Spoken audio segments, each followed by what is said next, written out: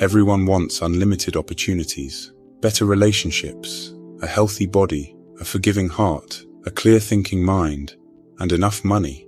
If you all want these things, why can't you get them? Many of us can't achieve these things because we have a voice inside our heads that often says negative things and convinces us they are true. This inner voice tries to tell you that you're not smart enough, strong enough, or good enough to do what you want in life. This unseen enemy is harmful and stops you from going after the life you should have. It leads to anxiety and depression. If you want to be the best you can be, you have to control this inner voice. You have to learn how to calm it down and change it into something that helps you instead of holding you back. My friends, the journey to control this inner voice is not an easy one, but it is necessary, crucial, and transformative. The key to unlocking all the treasures of life lies in understanding and mastering this inner dialogue. The constant conversation you have with yourself shapes your reality. It can be your greatest ally or your worst enemy. The negative talk you carry with yourself plays a decisive role in what you achieve in life. Negative self-talk leads you down a dark path. It's like a parasite that feeds on your dreams and aspirations. But the good news is, it's entirely within your control to change it. If you let the negative voice take control, you've already set yourself up for failure.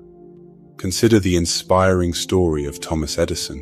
When he was trying to invent the electric light bulb, he faced thousands of failures. If he had listened to his inner negative voice that said, "You can't do it," the world might have stayed in darkness much longer. But he said to himself, "I've not failed. I've just found 10,000 ways that won't work." And he kept going until he succeeded. Let's consider J.K. Rowling's story too. She is the author of the beloved Harry Potter series. Her life was filled with hardships. At the time she started working on Harry Potter, she was a single mother, struggling financially and battling depression. Her inner dialogue could have easily been dominated by despair and negativity.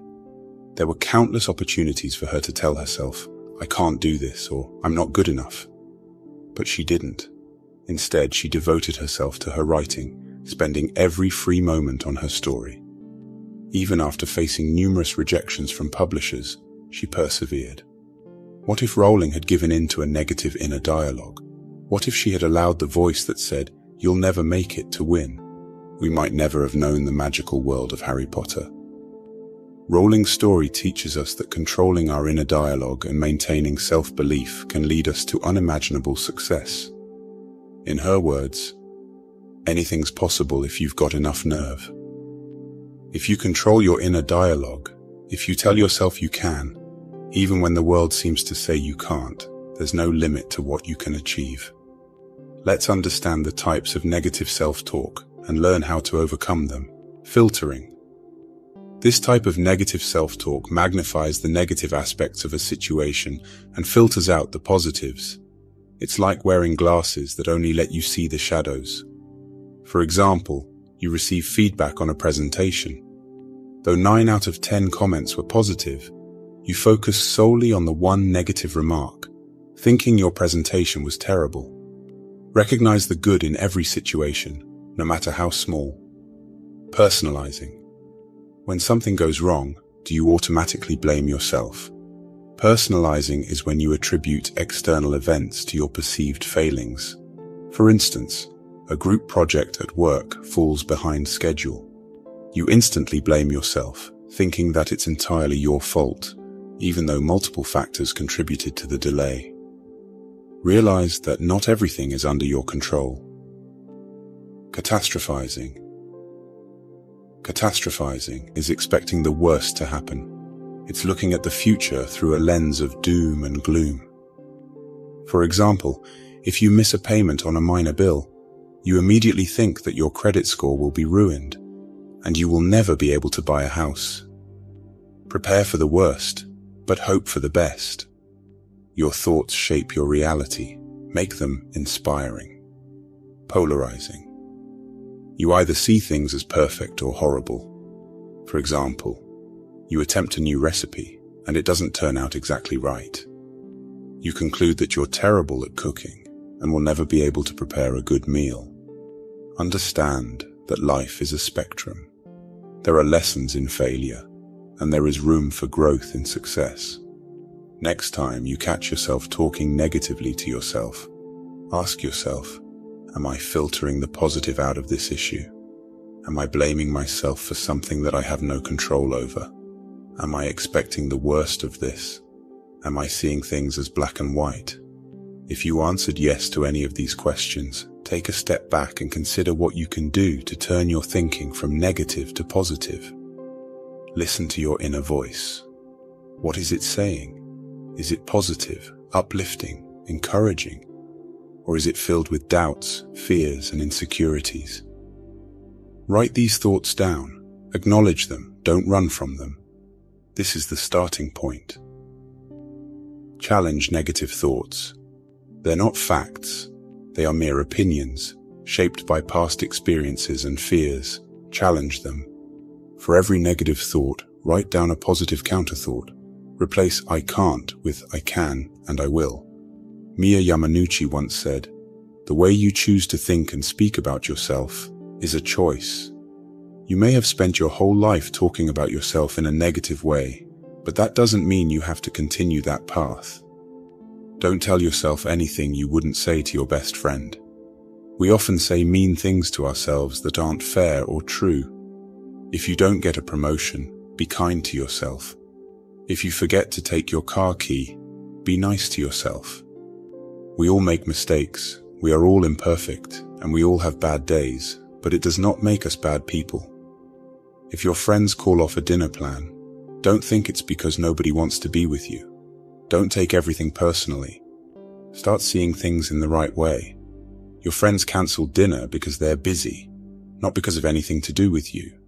Be kind to yourself and stop personalizing everything. Stop trying to be perfect. Leo Tolstoy said, "If you look for perfection, you'll never be content. If you try to be perfect, you'll end up failing because nobody can be perfect." Don't aim for perfection. Accept that it's okay to make mistakes. The most important thing is to make progress, not be perfect. If you always expect to be perfect, you'll let negative thoughts creep back into your mind. If you always want to be perfect, you might try to make everyone happy, and that's just not possible. If you argue with someone, you may keep thinking about it over and over, and that's not good for you. If you want to stop thinking negatively about yourself, stop trying to be perfect. If you keep comparing yourself to others, you're inviting negative thoughts back into your head. Don't do that. There will always be people who seem to be doing better than you, and that's okay. Focus on yourself and your progress, not how you measure up to others. Be happy with what you have, and don't worry about comparing yourself to others. Always be thankful. If you find yourself thinking negatively, remind yourself of all the things you're grateful for, like your family, friends, home, car, health, or anything else. It can help you feel better and think more positively. Your mind is like a garden. What you plant will grow. Start planting thoughts of positivity, strength, love, and courage. Practice mindfulness through meditation or simple breathing exercises. Be present in the moment, and let go of any negative thoughts that are holding you back.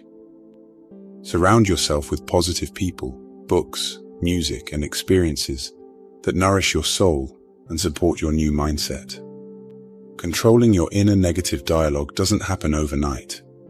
It takes practice and patience. Keep working on it. Make it a daily ritual, and slowly you will see a change. The next time you notice yourself thinking negatively, don't ignore that voice inside your head. Instead, answer it kindly. That way, you can be more understanding and forgiving of yourself.